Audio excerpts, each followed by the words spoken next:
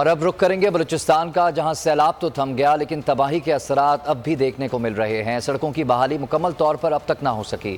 کوئٹہ، چمن سمیت دیگر اضلاع میں خوراک کا بحران ہے۔ آٹے کا بورا مہنگا فروخت ہونے لگا۔ صوبے میں حالیہ بارشوں سے زراعت کے شعبے میں 300 ارب روپے کے نقصانات کا انکشاف ہوا ہے۔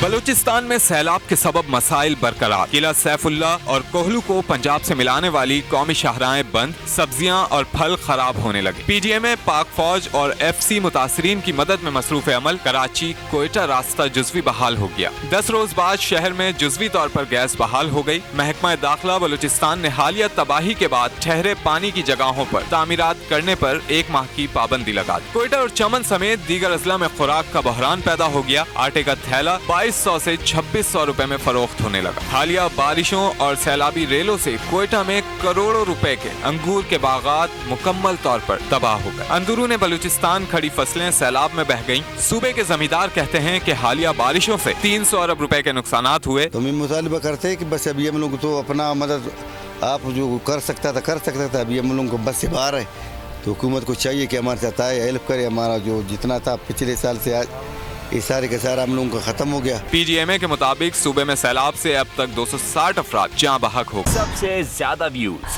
سب سے زیادہ ریلز اور سب سے زیادہ ریٹنگ کے ساتھ بول اب بھی نمبر 1 پوزیشن پر برقرار۔